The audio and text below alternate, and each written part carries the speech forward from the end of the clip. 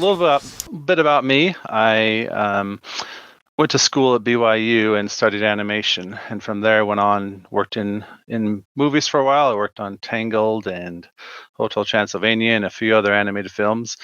Then I got into video games. That's what I currently do. And for last 20 or so years or so, I've been using Photoshop, and I love it. But even though I've been using it for 20 years, there's still a lot that I don't know, just because there's things that I don't use that often.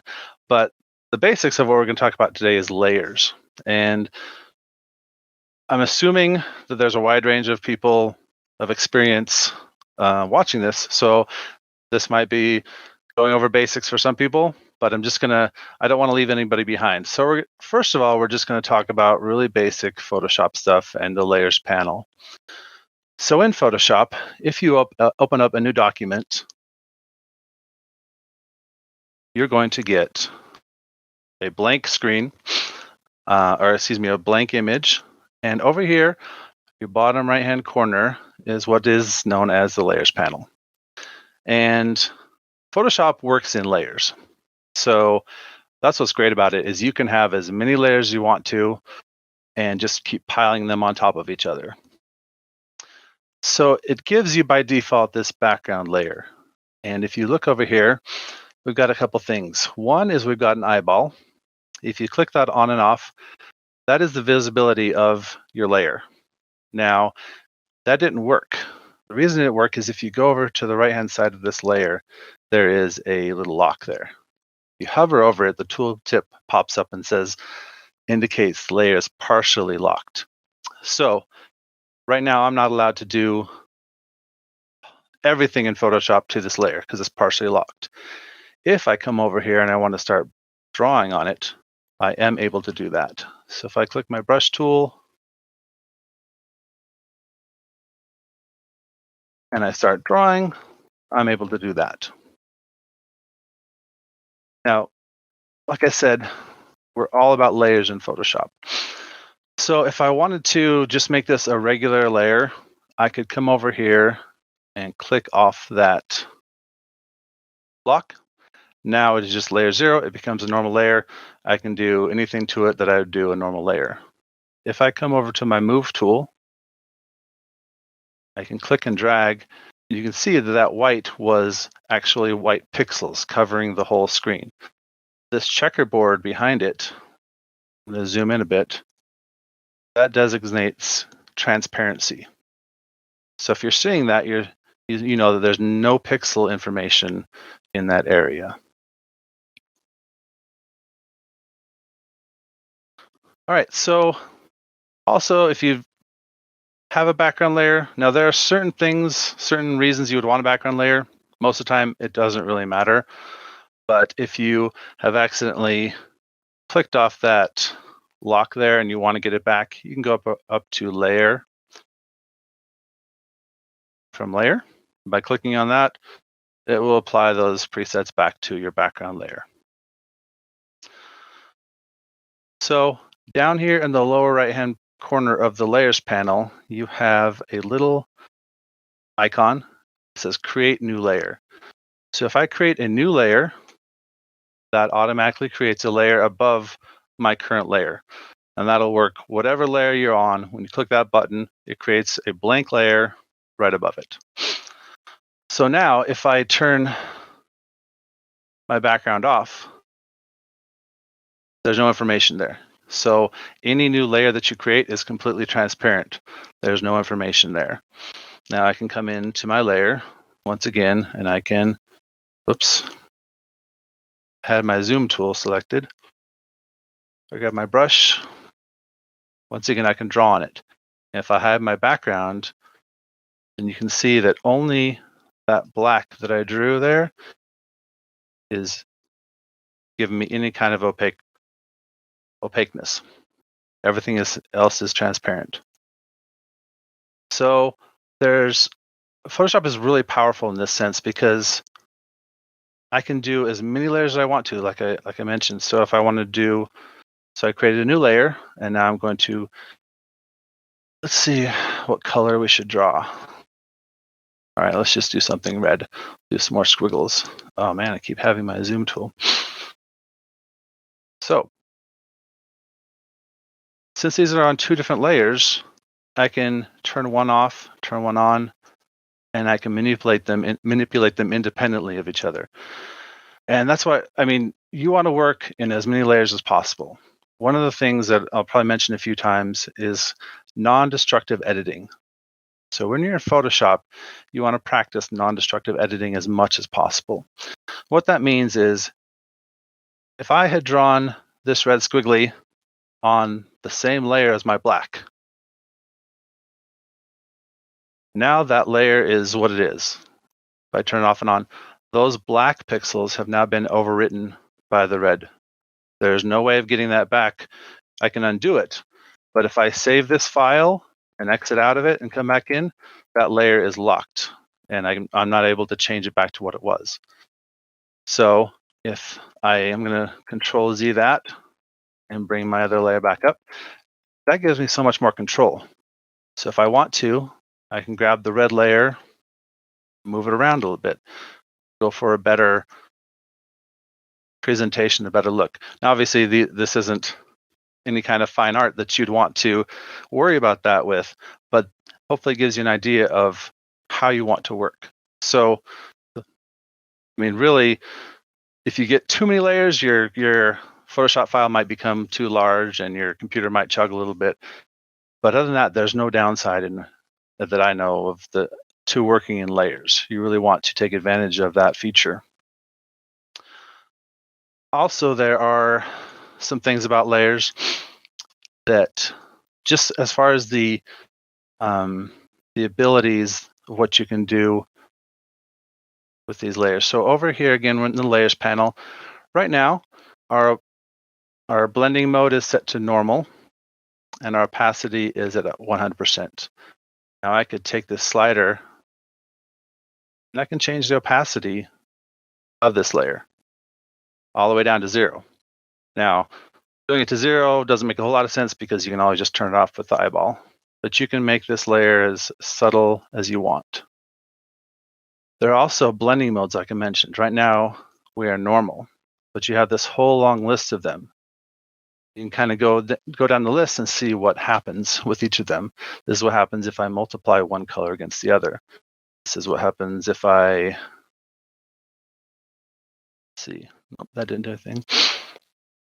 I do the darker color, and this is kind of a bad example, these two squigglies, because they're not going to do much when I blend them different ways. But it gives you a lot of control. You also have something called an adjustment layer. And this is a different panel, but the way the adjustment layers work is, once again, we're working non-destructively. So let's say that I drew my red squiggly here, and I love the shape of it. I don't want to change the shape of it at all, but I want to change its color ever so slightly. Now I'm going to use hotkeys, just get moving. So I could change the color balance of this. So with the different sliders, I could change the color. Okay, maybe I want it green today. I click OK. Cool. Now my red squiggly is green. I decided to like that. I save Photoshop. I exit out of it, and I open it up again. That squiggle is green. There's no undoing that. Now I'm going to, since I'm still in Photoshop, undo that. So we have adjustment layers, and once again, non-destructive editing. What I just did was I killed that red color. It would never come back in a future Photoshop session if I did it that way. But I can use an adjustment layer, and I can come over here, and it's the same. I have the same options. So I've got a color balance. If I click on this, then what it does is it creates this layer above my layer and gives me the same slider. So I can come over here and once again make my layer green. Now, it actually did affect the black a little bit. So you can see it affected the black a little bit. And that's because adjustment layers will affect everything beneath them in your hierarchy. unless you come up to this little button here. This little button says only affect so this by default it's on, and it says it will affect everything. If you click it, then it will only affect the layer directly below it. So just to demonstrate that, I'll create a new layer, and I'm going to make this another red spot.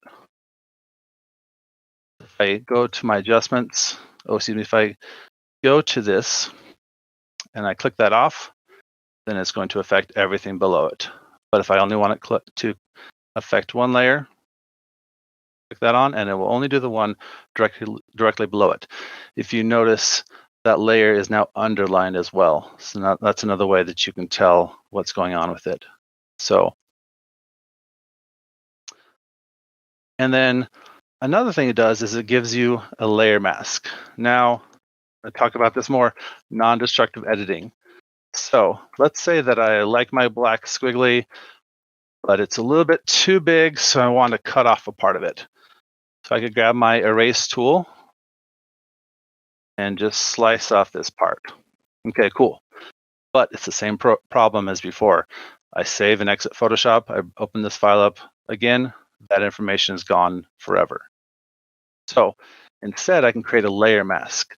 And that's this button right over here down in the bottom right-hand corner. It's a rectangle with a circle in it. If I click on that, then it creates another little thumbnail right next to my main thumbnail. And if you'll notice over here, this is your color swatches on the left-hand side. It changed that from whatever it was to black and white. So I'm going to click on the thumbnail of the layer itself, see how my colors changed back. So the way a layer mask works is if something is colored white in this layer, then it will show.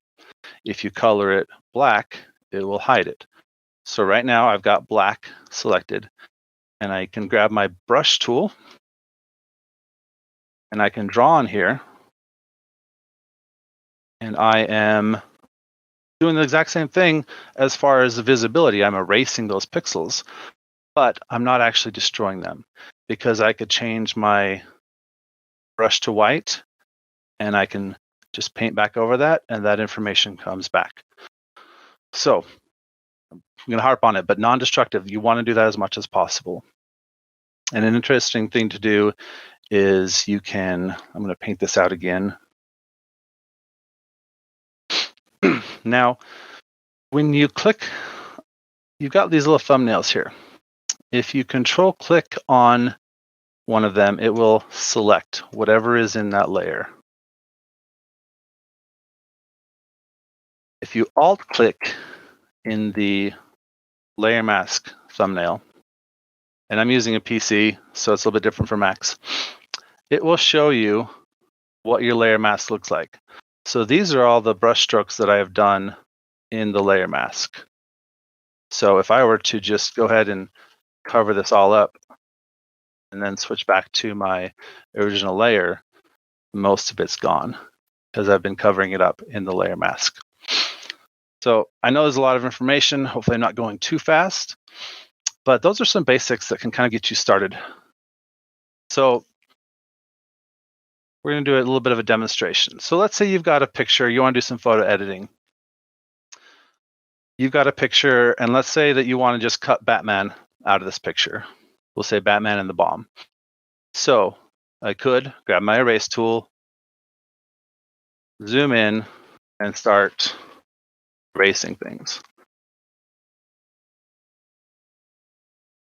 Now that looks white underneath, because if I go down in my layers panel, I can see that my background is there and it's white. So if I hide my background, I see those transparent pixels, or the transparency showing that there's no pixels under there. But we just talked about a bunch. We don't want to do we want to do non-destructive. So I'm going to undo that, and I am going to create a layer mask over here, and I would just start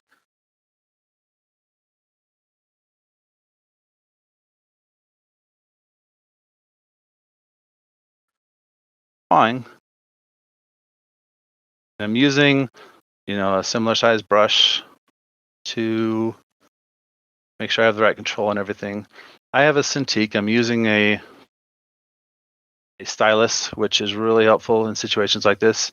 You can use a mouse. I used a mouse for many years. The stylus just gives you a little bit more control over things. All right, so once again, all that information is not gone forever. I could flip my colors back and go back and paint everything back in. Also, if you want to just quickly look at things, you can right-click on your layer mask thumbnail and you can disable the layer mask. It's a big red X in it and it reverts everything back to how it would look without the layer mask on it. That way you can just kind of go back and forth, make sure that you're doing what you want to. All right, so then eventually you get to the point where everything that you want to has been hidden. And if I go over here to my layer mask, if I Alt click on it, you can see everything that's black is going to be transparent. Everything that's white is going to be opaque so that we can see it. And once again, I can right click on it and disable the layer mask in order to see the whole image. So once you've done that, then you can go in and toss in, whatever cool background you want for whatever reason. So those are some really simple editing things that you can do in order to start adding and taking away from your images. So I have a few examples of images that I've done over the years, and we're just going to talk about those a little bit. Now, I had to clean these up a lot because when I am working, I'm usually kind of on a deadline and I'm a little bit lazy. And so I just create layers and layers and layers. I don't usually go in and name them or color code them or things like that. A lot of times I'm just delivering a finished product, like whether it's a texture map or a concept piece or whatever it is. No one's going to look at my Photoshop file. And so I can kind of get away with it being messy. But once in a while, somebody at work will be like, hey, can you give me that file too? And so I'll be like, well, give me 5 or 10 minutes because I need to clean it up. So I'll go in and I'll delete layers or combine them or make groups, things like that, just to make them a little bit easier for the other person to manage. So I worked at a company called Strange Reptile, and we'd make video games. And for a while there, we made several VR experiences for Dave and Buster's. So if you've been to Dave and Buster's, we did a Jurassic World one, a Star Trek, a Men in Black, and most recently a Terminator one. And you go in, you sit down in this simulator, put a headset on, and you're in this like 5 or 6 minute kind of ride / game. So this was an early piece I did for the Jurassic World one. And so we'll just kind of talk about the layers and how I got here. So I'm going to just hide all these with the eyeball. Go down, and we'll just talk about these. Okay, so this first one was just a storyboard, but I liked the aspect ratio. I liked the size of it, so I just tossed that on in here. So that's my background. And even though I'm going in order from the bottom to the top, that's not necessarily how I worked. A lot of times I would get something in mid-ground that looked good, but I knew I needed something behind it. Now, everything in Photoshop is layers. So if I drew something on this layer, and I wanted and I also had something else that I wanted to go behind it, if I create a layer above it and draw it, well, obviously it's going to be on top. So what you can do over here is you can reorder your layers. So I can just click and drag layer 2 underneath layer 1, and now it will be behind it. So just keep that in mind as we're going through that. They are in order how I want them right now, but that's not exactly the way I worked.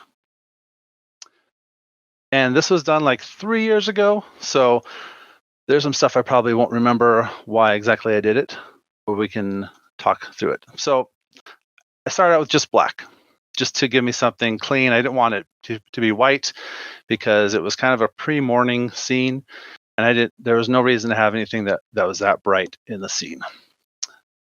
So when I'm doing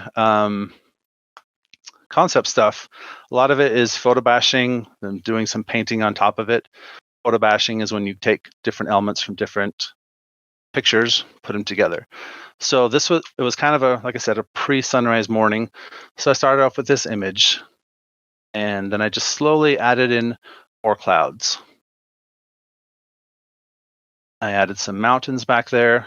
As you can see, this is pretty simple, not very detailed stuff.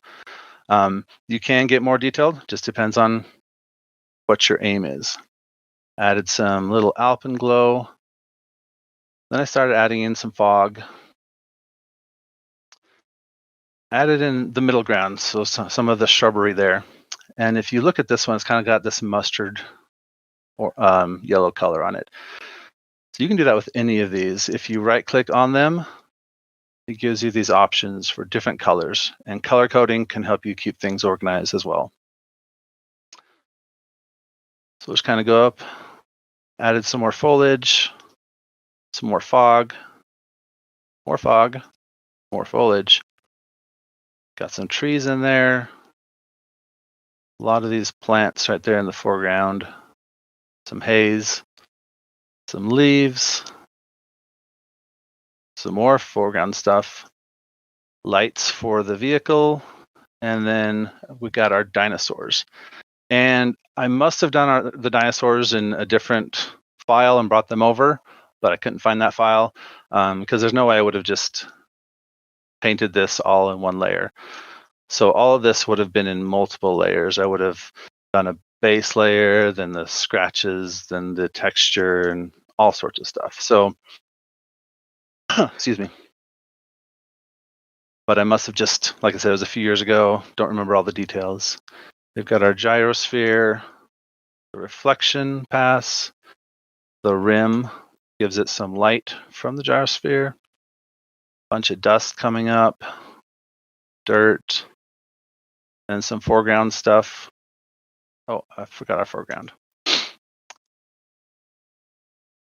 And some more fog. And then finally, it was I wanted to adjust the whole image slightly cooler.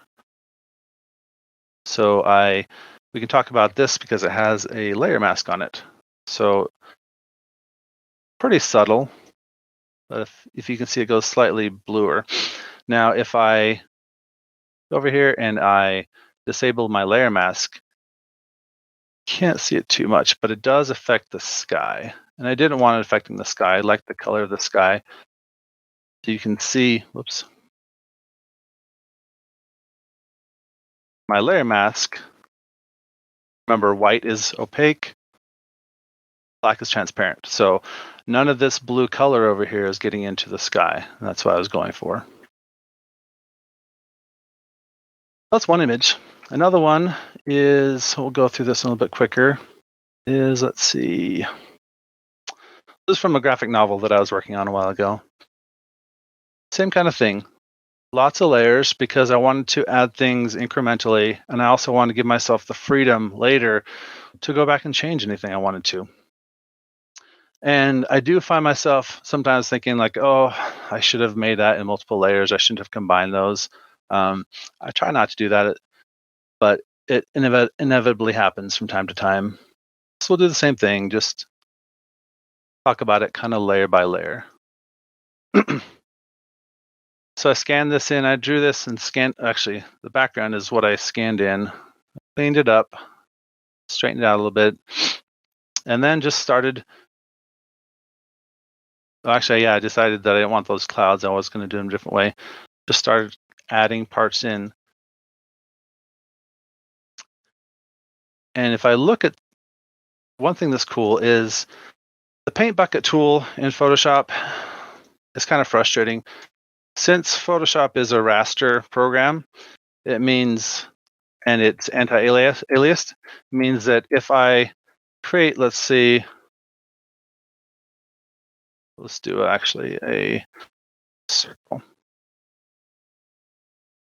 Create this circle, fill it in. Oh, it looks like a nice crisp circle. If I go in really close, I can see that it, since we're using pixels, it doesn't have that nice sharp cutoff that a the Illustrator or something use the vector would use. So when you have a selection and you want to fill it in, so let's say I was going to fill in my sail here. If I just paint bucketed that, you can see that we're getting some errors. So for whatever reason, it's like, well, I can't fill in all the way to that black line because that black line or that line right there is slightly gray, and you only told me to fill in the white.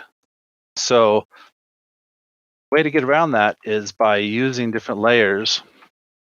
And then like with this color one,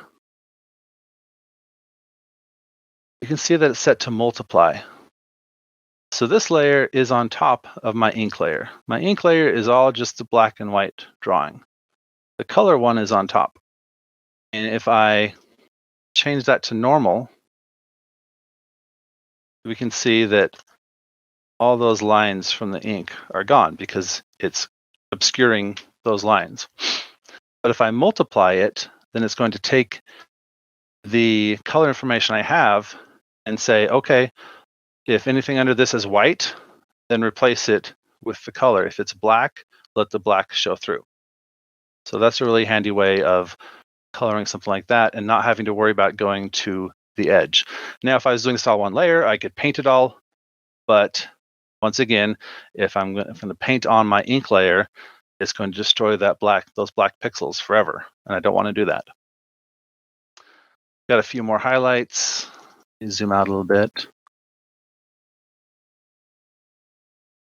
So it's just a matter of going layer by layer, adding what you need. And I don't have that much time, so I won't go into it, but there's lots of stuff that you can do with Photoshop, and this is really just a kind of a crash course. Got the water. This was kind of a fun thing that happened. I wanted the water to have some texture. So I created this. I'm going to get rid of this layer mask for now. And you can see it's set to multiply and opacity 75%. So I make this normal and 100%. So with Photoshop, you can create noise patterns like this. So I created this noise pattern, and then I selected only the water and created a layer mask for it so that it will only stay in that. And then with my different blending modes, you can kind of get the look you want. Added some water spray. Then I started working on the clouds. And at different times, I wanted to darken it and cool it off a little bit. Added a bunch of rain. So if you come up here, you'll see this little folder. So what this means is that there are files that have been grouped. And if I was more organized and neater, I could do this with everything. I could say, okay, all the rain is going to be in this folder. If I do this little drop down, I can see, okay, there are 2 layers in there. If I turn it on and those layers are on, it will turn on all the layers in there. If those layers are off and I turn the group on, nothing will change. So to do that, to group anything, it's really simple. You just will grab one, shift select them, and you've got this little folder down here on the bottom. Click that and it will group them together. Then you can right click and do ungroup from layers, or excuse me, ungroup layers if you want to get rid of that group. If you delete the whole group, it's going to delete those layers as well. So you want to ungroup instead of deleting the group. Just added some lightning in. All right, so once again, layers. The last one I'm going to talk about is when you're doing photo editing. So that's how I actually started learning Photoshop. Was I would just do head swaps and face swaps and just start messing with stuff, because what's cool is you can get down to the finest pixels, like in just you're moving pixels around and you can make anything you want to, really. So this was a friend of mine who needed some work done on her family pictures. So this was the original. So she asked if I could change this girl's head to a better smile from a different picture. She wanted me to get rid of the cars in the background. There's a guy standing over here, And then she also wanted this boy to be standing closer to his brother. So that was some interesting challenges because I had to not only delete things, but I had to replace them with other things, and I had to create things too. Like what ended up happening was, he's moved over, which exposes more of her dress. So I had to take that from different pictures and stuff. We'll just go through those layers, talk about that a little bit. And I did a lot of layers. And I did that on purpose because, again, I don't want to trap myself. I want to be able to go back and change something if I need to. If she had come back and said, hey, you know what? I like my girl's head position, but can you rotate it slightly? Now, if I had merged those layers together, which you can do at any time, you can merge the layers down to just one, then I wouldn't be able to go back and make that change. So I just kept all these layers in case she ever came back and wanted additional changes. So I'm just going to go through this. Like you can see, started slowly getting rid of different things, covering them up. Guy just disappeared. A little bit more. What's great about foliage and grass and things like that is that it doesn't have an exact look to it. So you can kind of fudge it a little bit. Then I kept working on that middle area. So this is where I started like trying to get more of her dress in there. So I took it from a different picture, moved him over a little bit, and it gets pretty ugly here for a bit. Like our boy has almost disappeared. Worked on her shoulder a little bit, and then I went over and changed the girl's head out. So the mom liked that smile better. What I had done is I cut the boy out completely, and I had to move him over. Then I started working on the dress a little bit. Then here this was kind of challenging because I had to get rid of this whole other hand. I had to create some fingers in here so that it looked like she was just holding on to his sleeve. Worked on the sleeve a little bit more.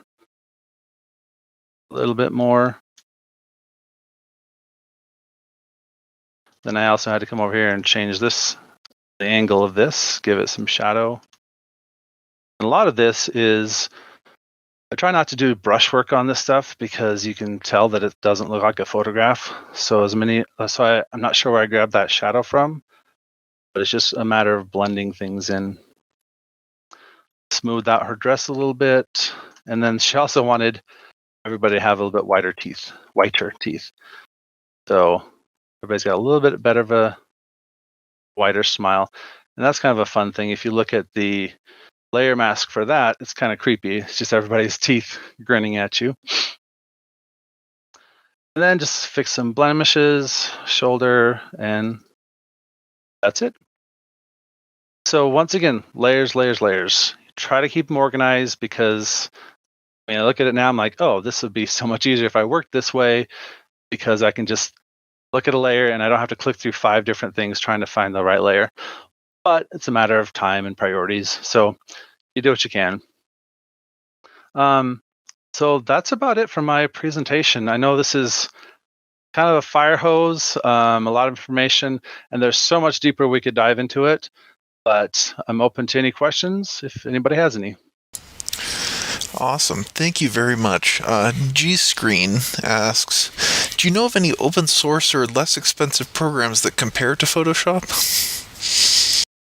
Yes, there's one called GIMP that GIMP. I think it's still called that anyway. It's kind of like Blender as far as so Blender's like a free version of Maya. GIMP is an open source version of Photoshop.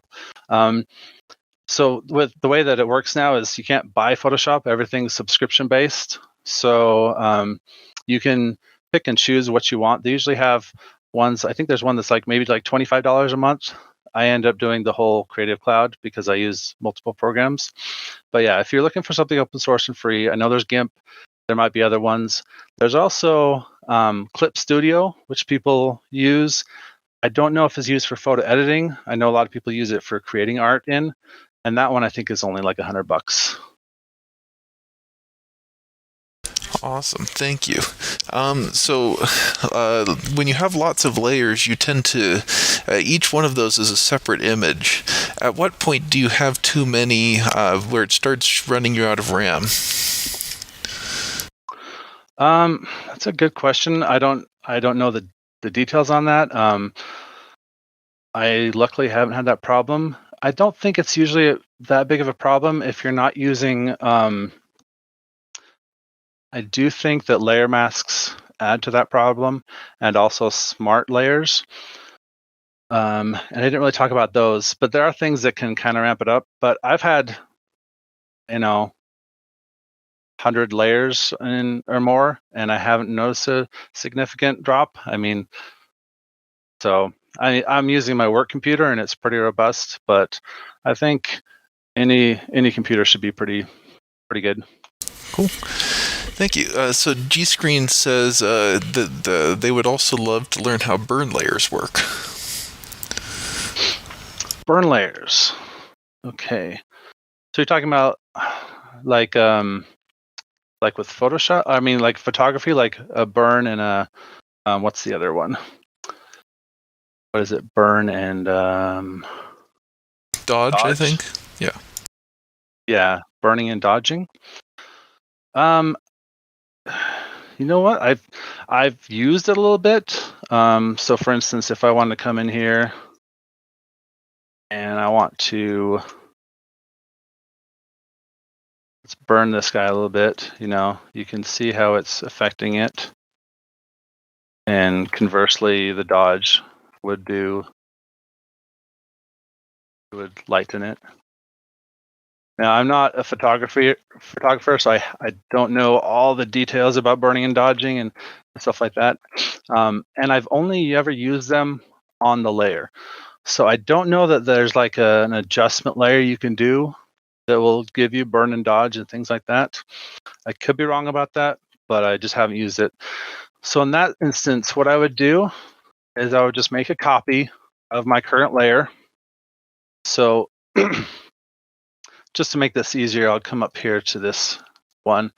So I've got my background copy. So this is all just on one image. So Control J will duplicate that layer. Or I can come over here, right click on it and duplicate the layer. And then what I would do is I would do my dodging or my burning or whatever. And then I would, again, I don't want to delete pixels. So I would do a layer mask and I would come in and I would just delete. Let me show you real quick what's happening. Let me get rid of all these.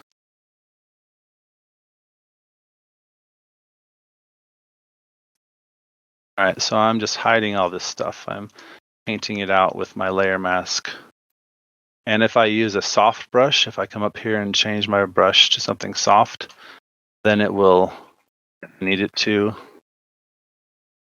I think that was an eraser.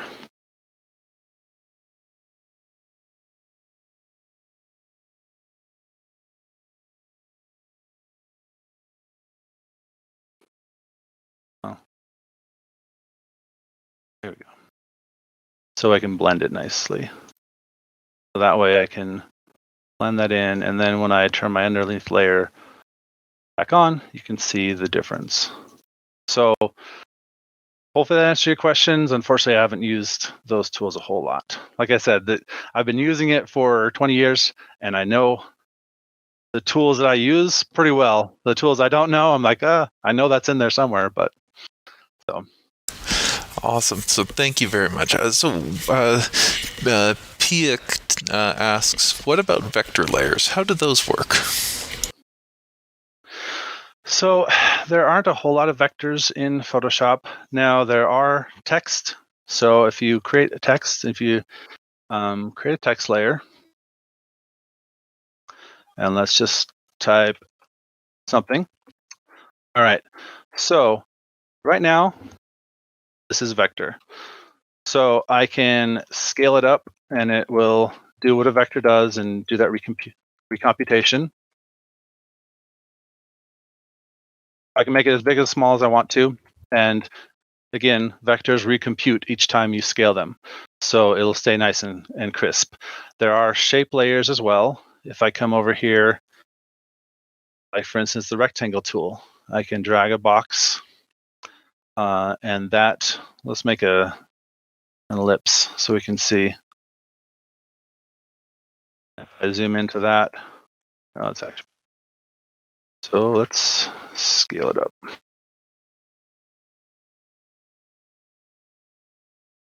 So it still gives us that anti-alias look, but it is more of a vector. So if I had drawn that instead, let's say I'm just going to take my paintbrush and I'm going to draw that black. And then I scale it up to that same size and zoom in. You can see the difference. So our vector held up a lot better scaling than our paintbrush. But unfortunately, like I said, it is a bitmap, or excuse me, it is a raster program. And so you're not going to be able to do a whole lot of vector work with it. That's more what Illustrator's for. Hopefully that answers your questions. You can import smart objects that can stay as vectors and mess around with those in Photoshop. But that's a whole other discussion too. So. Awesome, thank you. So Piak asked to clarify that burn darkens things, like burning it with an actual fire, then that's why it's named that maybe, and that dodge makes it glowy. Yeah, I know it has a history in photography, but that's about all I know. So yeah, burning and dodge, and it can do some cool stuff. Also, if you're into photography, you want to look into Lightroom, which is another Adobe product, and it works with Photoshop. They're connected, and you can do your HDR images in Lightroom and stuff like that. So. Thank you very much. Floofy Boa asks, any recommendations for drawing tablets on the cheaper end for anybody who wants to dabble in not using the keyboard and mouse for art? I know there's some out there. So my very first one was a Graphire tablet, like 15 years ago, and it was horrible. And then there were the Wacom tablets, but I could never get that thing in my mind where I'm drawing down here and looking at the screen. It just never worked for me. So luckily I was able to get a Cintiq, and I know they are on the more expensive end of things. I know there are different ones. There's I think there's one called a Bamboo, and I can just, nothing's coming to mind right now. I know there's some out there, and I'd be happy to send you some recommendations, but personally I haven't used anything other than this one. So I'd be happy to send you some names, but I don't have experience with them.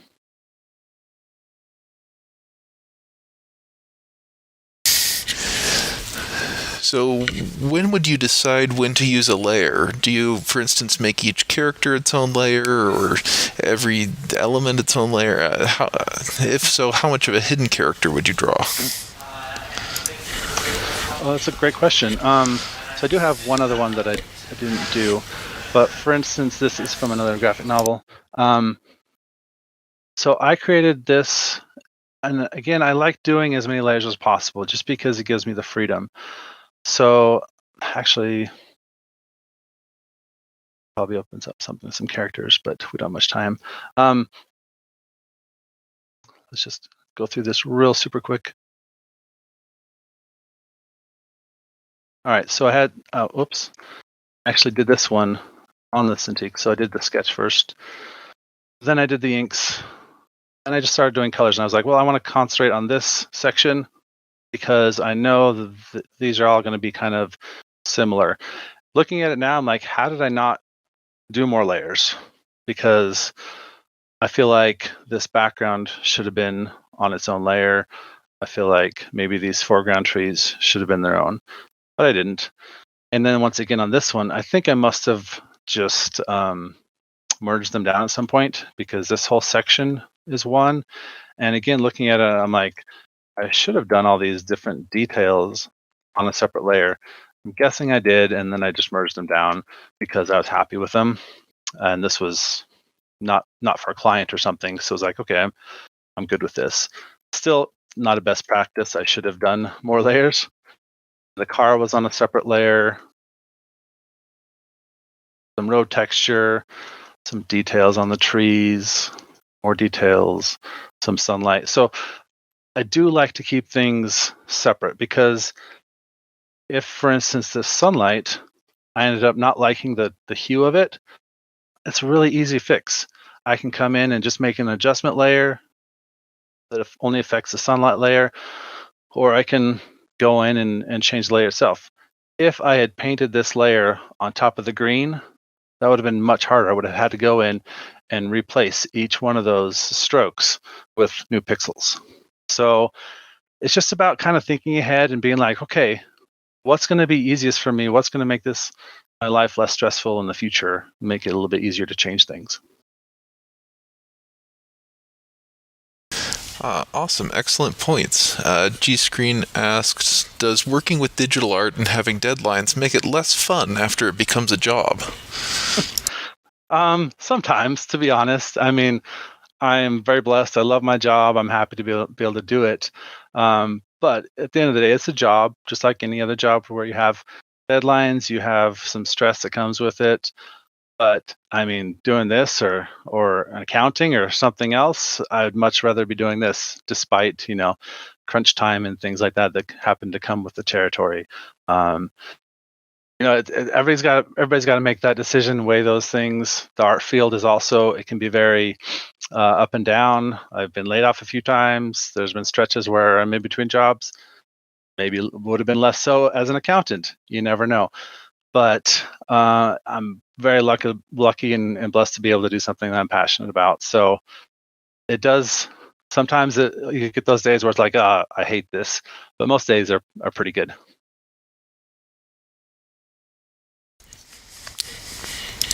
Well, thank you very much. It looks like we maybe have time for a brief last question.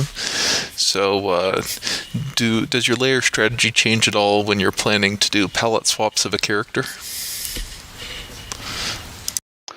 Not much. I mean, I plan on, like I said, I like doing as many layers as possible. So usually what I'll do is I will have a main ink, like if I'm doing graphic novel kind of stuff, I'll have an ink layer and then one main color layer, and then I'll do multiple layers for the details. But the way it's set up, I can usually just go in and with the selection tools pretty easily grab those colors because they're not connected. If I had my inks, you can see that there's all these separations. So I can go in and grab a specific tree, for instance, and just grab that one tree's color. So I don't know, I like layers, so use them freely.